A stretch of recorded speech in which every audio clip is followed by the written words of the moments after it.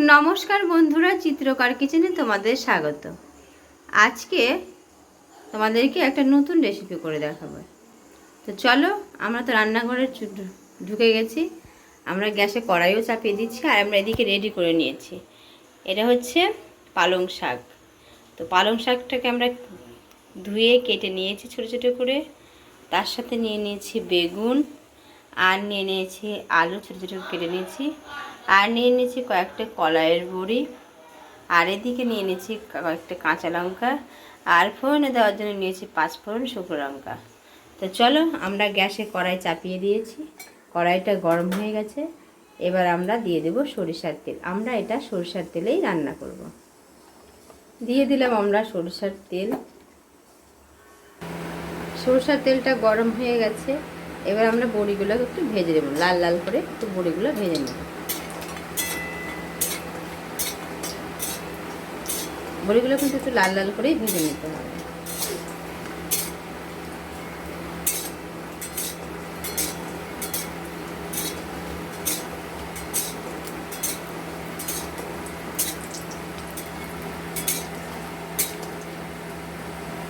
বড়িগুলো প্রায় লাল লাল হয়ে গেছে আমাদের। এবার বড়িগুলো উঠিয়ে নেব।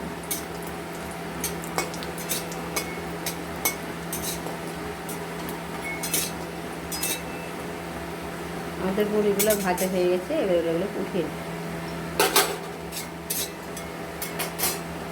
লাল লাল হয়ে গেছে। এবার বড়িগুলো আমরা উঠিয়ে নেব। এবার কড়াইয়ের ওই তেলে দিয়ে দেবো আরও কিছুটা পরিমাণে সরিষার তেল। দিয়ে দিলাম সরিষার তেল। সরিষার তেলটা গরম হয়ে গেছে। এবার দিয়ে দেবো আমরা দুটো শুকনো লঙ্কা, আর তার সাথে দিয়ে দেবো 5 ফোড়ন।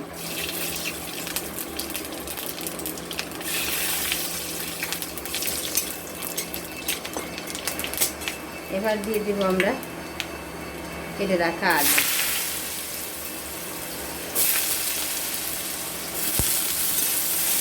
এবার আলুর সাথে আমরা একটু দিয়ে দেবো সামান্য হলুদ গুঁড়ো আর লবণ। দিয়ে দিলাম সামান্য লবণ, আর দিয়ে দিলাম সামান্য হলুদ গুঁড়ো।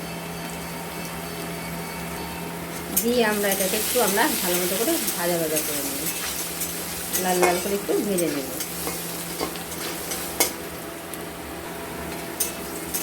আলুটা লাল লাল করে ভাজা হয়ে গেছে। এরপরে আমরা দিয়ে দেব কেটে রাখা বেগুনগুলো।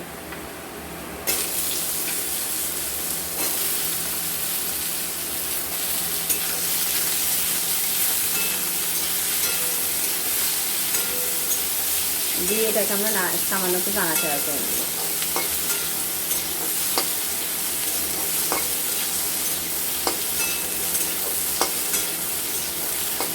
সামান্য নাড়াচাড়া করে আমরা দিয়ে দেব কেটে রাখা শাকগুলো। দিয়ে দিলাম কেটে রাখা পালং শাকগুলো।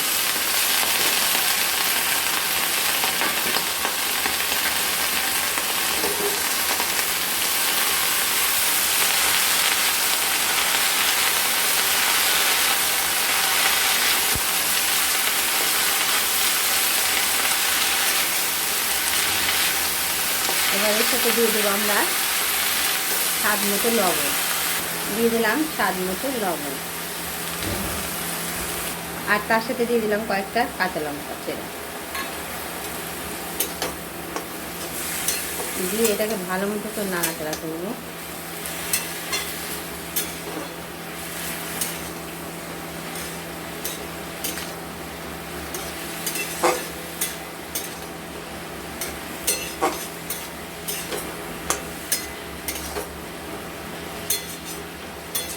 দিয়ে এবার আমরা একটা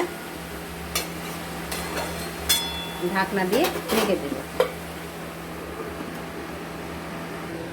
এই ফাঁকে আমরা একটু বড়িগুলো ভেঙে নেব।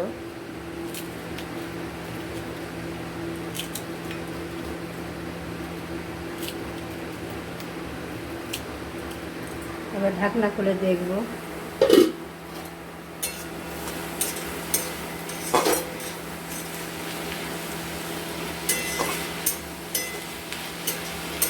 এইবারও কিন্তু অবশ্যই আপনারা একবার বাড়িতে অবশ্যই ট্রাই করবেন।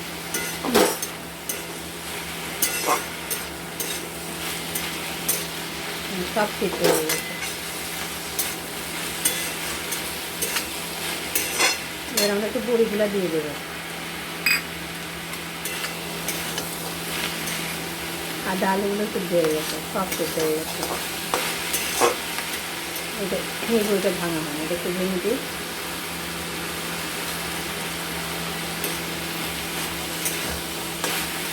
নিরামিষের দিনে এরকম যদি একটু স্বাদ হয় বড়ি দিয়ে, খেতে কিন্তু সত্যি ভালো হয়।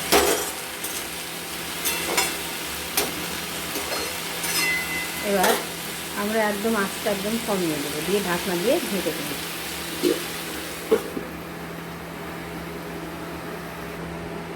এবার ঢাকনা খুলে দেখবো, হ্যাঁ আমাদের হয়ে গেছে শাকটা। আমাদের বড়িগুলো খুব সুন্দর সিদ্ধ হয়ে গেছে।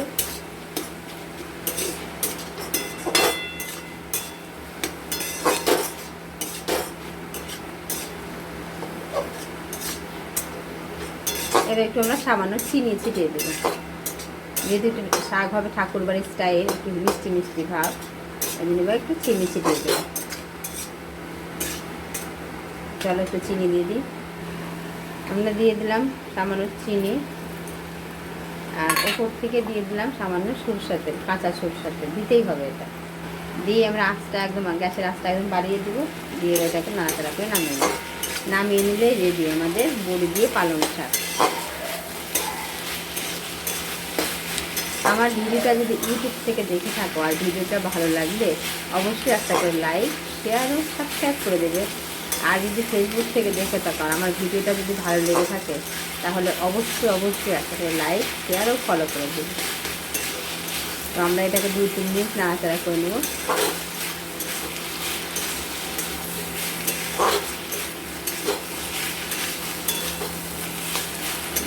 2-3 মিনিট নাড়াচাড়া করে আমরা নামিয়ে নেব।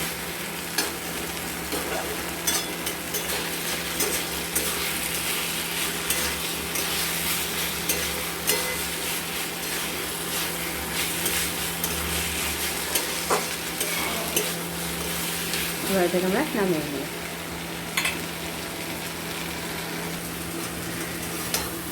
এবার আমরা নামিয়ে নেব।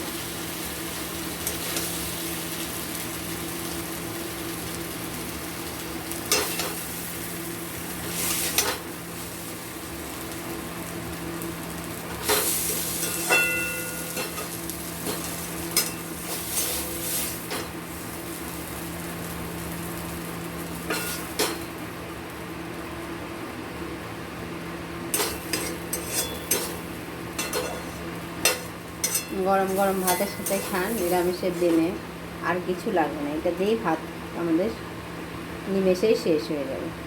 তো চলো,